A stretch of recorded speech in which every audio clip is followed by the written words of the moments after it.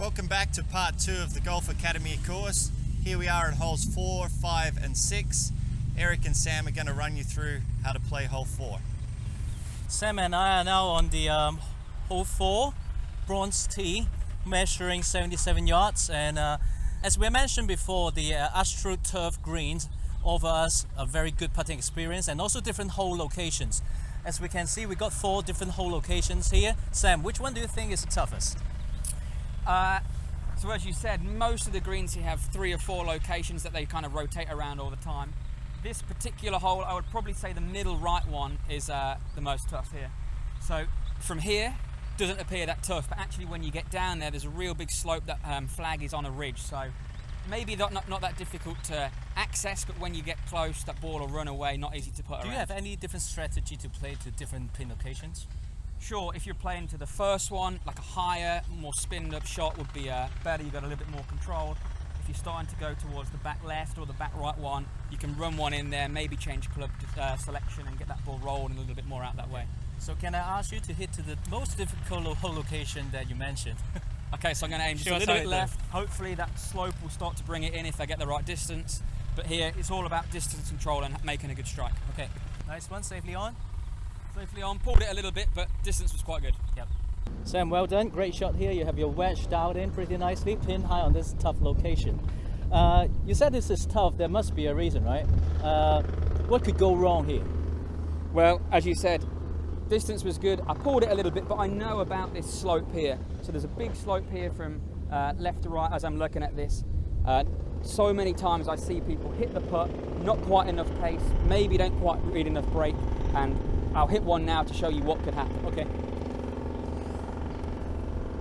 So if I go into this one and maybe don't hit it quite enough, don't give it quite enough room to the left. You can see it starts off pretty well. You can see they're fast when it hits the slope. If it doesn't reach, it goes all the way to the right. And you see I've hit a good shot, misjudged the putt, and now I'm left with at least another 20 foot nearly from there. That's quite tough, huh? Not easy. Okay, should we go to hole 5 and see what it has in store? Let's go. Okay, so we're here on hole number 5. This one's named the Channel for obvious reasons. And if you didn't know, all 6 of the holes down here on the Academy have been given a name that was chosen by the membership.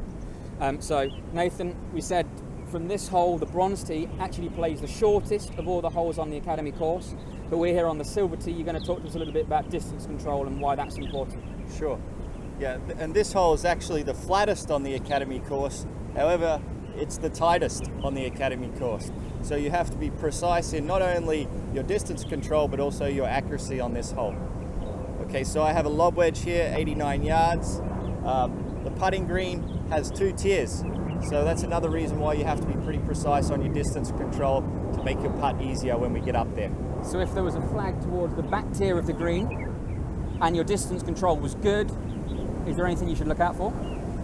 Well, if the back section of the putting green is also the smallest part, you don't want to go too long because then you'll be in the hazard on the other side. So distance control is paramount. Okay, nice. So let's see what you've got. Trying to go to a back flag. Okay, back flag. That's nice. Is it going to get up there? Almost. Let's go check it out. Okay, Nathan, so we can see that your ball didn't quite make it up to the ridge. It just fell short on the bottom tier. We've simulated the hole with the cone there just being above that ridge. Maybe talk to us a little bit about why distance control is so important. Yeah, so now I have to go up a ridge. If I was on the top tier, I would have a flat putt, more easier to make the birdie putt. Now I've got a little bit trickier putt. Let's give it a try. Okay, let's see.